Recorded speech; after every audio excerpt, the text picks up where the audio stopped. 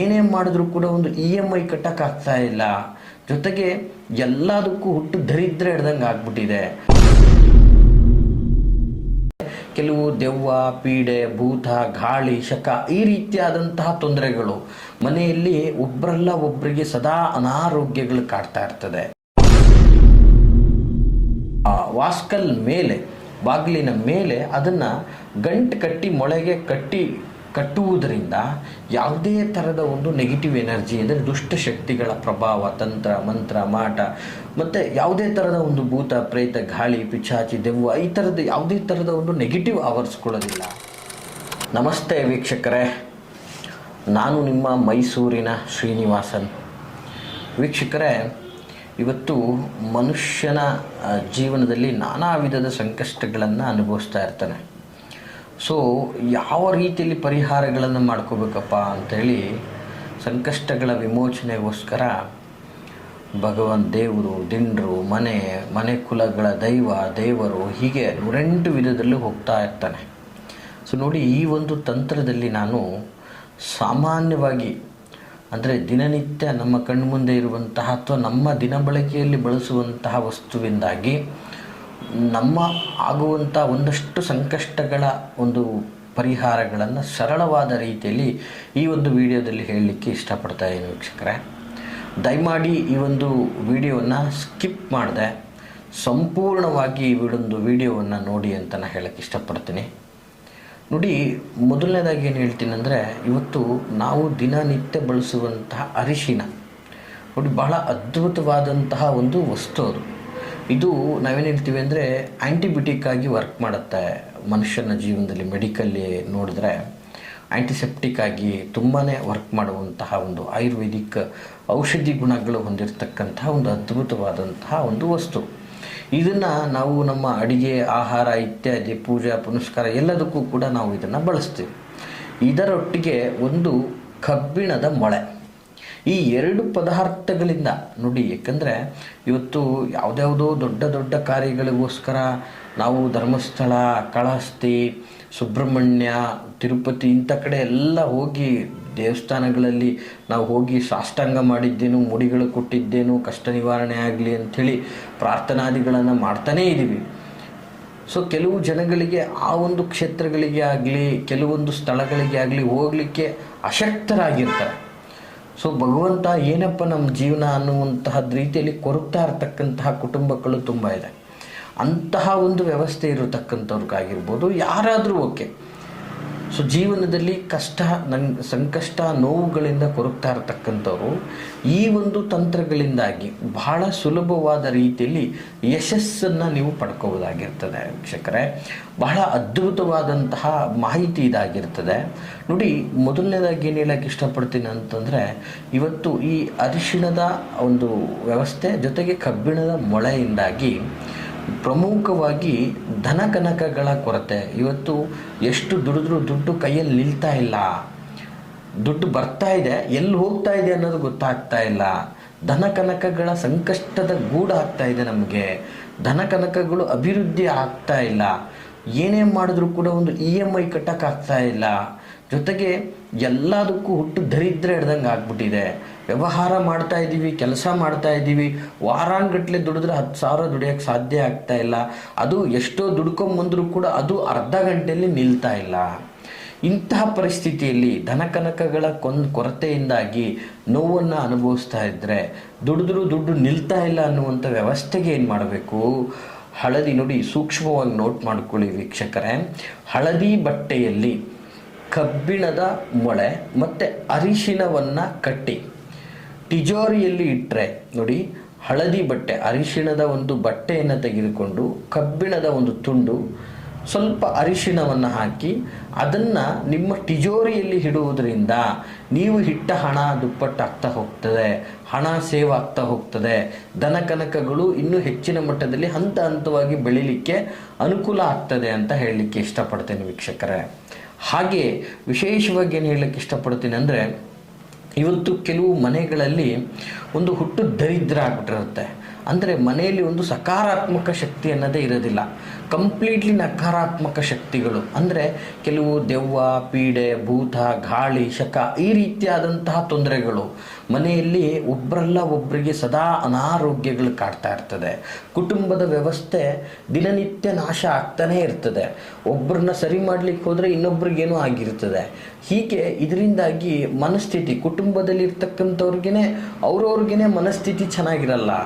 ಒಬ್ರು ಕಂಡ್ರೆ ಒಬ್ರಿಗೆ ಆಗ್ತಾರಲ್ಲ, ಆ ಮನೆಯಲ್ಲಿ ಪ್ರೀತಿ ಅಂತಕ್ಕಂಥದ್ದಿಲ್ಲ, ಸಹನೆ ಅಂತಕ್ಕಂಥದ್ದಿಲ್ಲ, ಒಂದು ಮಮಕಾರ ಅನ್ನುವಂಥದ್ದೇ ಇರೋದಿಲ್ಲ, ನಮ್ಮವರು ತಮ್ಮವರು ಅನ್ನುವಂತಹ ಒಂದು ವಿಶಾಲವಾದಂತಹ ಹೃದಯ ಇರುವುದಿಲ್ಲ. ಸ್ವಾರ್ಥವಾಗಿ ಚಿಂತನೆಗಳನ್ನು ನಡೆಸ್ತಾ ಇರ್ತಾರೆ. ಅಂದರೆ ಕಂಪ್ಲೀಟ್ ಮನೆ ನೆಗೆಟಿವ್ ಎನರ್ಜಿಯಿಂದ ಆವರಿಸ್ಕೊಂಡ್ಬಿಟ್ಟಿರ್ತದೆ, ಅಂದರೆ ದಟ್ಟ ದರಿದ್ರದ ರೀತಿಯಲ್ಲಿ ಆವರಿಸ್ಕೊಂಡ್ಬಿಟ್ಟಿರ್ತದೆ. ಸೊ ಇಂತಹ ಒಂದು ವ್ಯವಸ್ಥೆ ಇದ್ದಂತಹ ಕಡೆಯಲ್ಲೂ ಕೂಡ ಈ ಒಂದು ಕಬ್ಬಿಣದ ತುಂಡು ಜೊತೆಗೆ ಅರಿಶಿಣದ ಮೂಲಕ ಬಹಳ ಅದ್ಭುತವಾದಂತಹ ಪರಿಹಾರ ಮಾಡ್ಬೋದು.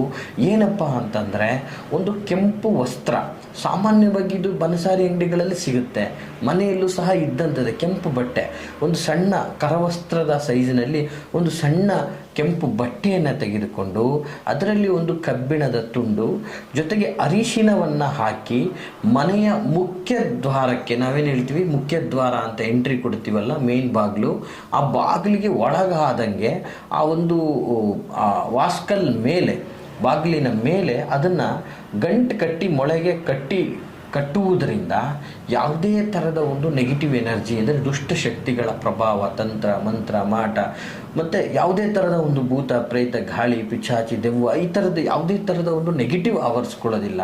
ಮತ್ತು ತಮ್ಮಲ್ಲಿರ್ತಕ್ಕಂತಹ ಕುಟುಂಬದಲ್ಲಿರ್ತಕ್ಕಂತಹ ಕ್ಲೇಶ ಭಾವಗಳು ನಾಶವಾಗ್ತದೆ. ಮನೆ ಅಂತಕ್ಕಂಥದ್ದು ಸಂತೋಷವಾಗಿರ್ತದೆ ಅಂತ ಸಹ ಹೇಳ್ಬೋದು. ಜಸ್ಟ್ ಈ 2 ಪದಾರ್ಥಗಳಿಂದನೇ ಇಷ್ಟೆಲ್ಲ ಅನುಕೂಲ ಮಾಡಿಕೊಳ್ಳುವಂಥದ್ದು ಇರ್ತದೆ. ನೋಡಿ, ಇವೆಲ್ಲ ಸಾಧ್ಯನಾ ಅಂತ ಕೇಳ್ಬೋದು. ಸಾಮಾನ್ಯವಾಗಿ ಇವನ್ನೆಲ್ಲ ಮುಖ್ಯವಾಗಿ ನಂಬಿಕೆ ಇಟ್ಟು ಮಾಡಿದ್ರೆ ಮಾತ್ರ ಸಾಧ್ಯ. ಯಾರಿಗೆ ಈ ಒಂದು ತಂತ್ರ ಶಾಸ್ತ್ರ ಜ್ಯೋತಿಷ್ಯ ಮತ್ತು ಈ ಒಂದು ದೈವಗಳ ಮೇಲೆ ನಂಬಿಕೆ ಇರ್ತದೋ, ಮತ್ತು ನೀವು ಮಾಡೋ ಕಾರ್ಯದಲ್ಲಿ ನೀವು ಎಷ್ಟರ ಮಟ್ಟಿಗೆ ನಂಬಿಕೆಯನ್ನು ಇಟ್ಟಿರ್ತೀರೋ ಅಷ್ಟು ನಿಮಗೆ ಇದು ಒಳ್ಳೆಯದಾಗ್ತದೆ ಅಂತ ಹೇಳ್ಬೋದು.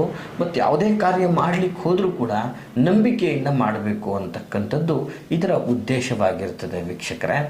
ಹಾಗೆ ಮತ್ತೊಂದು ಎಂತ ಹೇಳಲಿಕ್ಕೆ ಇಷ್ಟಪಡ್ತೇನೆ ಅಂದರೆ, ಕೆಲವೊಂದು ಜನಗಳು ವ್ಯಾಪಾರ ವ್ಯವಹಾರಗಳಲ್ಲಿ ಬಹಳ ನಷ್ಟವನ್ನು ಹೊಂದುತ್ತಾ ಇರ್ತಾರೆ. ಎಷ್ಟೇ ಮಾಡಿದ್ರೂ ಕೂಡ, ಎಷ್ಟೇ ಎಫರ್ಟ್ ಹಾಕಿದ್ರೂ ಕೂಡ ವ್ಯಾಪಾರದಲ್ಲಿ ಬರೀ ನಷ್ಟ ನಷ್ಟ ನಷ್ಟ ಕಾಣ್ತಾ ಇರ್ತಾರೆ. ದನಕನಕಗಳಿಂದ ಅಭಿವೃದ್ಧಿನೇ ಆಗ್ತಾ ಇರಲ್ಲ, ಹಾಕಿದ ಬಂಡವಾಳ ತೆಗಿಯೋಕ್ಕಾಗ್ತಾ ಇಲ್ಲ, ವ್ಯಾಪಾರದಲ್ಲಿ ನಷ್ಟ ಆಗಿ ಬರೀ ಸಾಲದ ಸುಲಿಯಲ್ಲಿ ಸಿಗಾಕೊಂಡಿರ್ತಾರೆ. ತುಂಬ ಚೆನ್ನಾಗಿ ವ್ಯಾಪಾರ ಆಗ್ತಾ ಇರತಕ್ಕಂತಹ ಜನಗಳು ಬೇರೆಯವ್ರ ಕಡೆ ಹೋಗ್ತಾ ಇರ್ತಾರೆ. ಮತ್ತು ಇವ್ರಿಗೆ ಆಗ್ತಾ ಇದ್ದಂತಹ ವ್ಯಾಪಾರ ಏಕಾಏಕಿ ನಿಂತೋಗ್ಬಿಡುತ್ತೆ. ತುಂಬ ನಷ್ಟಕ್ಕೆ ಗುರಿಯನ್ನು ಹೊಂದುತ್ತಾ ಇರ್ತಾರೆ. ಮತ್ತು ವ್ಯಾಪಾರದಲ್ಲಿ ಮೊದಲು ಇವ್ರಿಗಿದ್ದಂಥ ಜನಾಕರ್ಷಣೆಗಳು ನಾಶ ಆಗಿಬಿಟ್ಟಿರ್ತಾರೆ.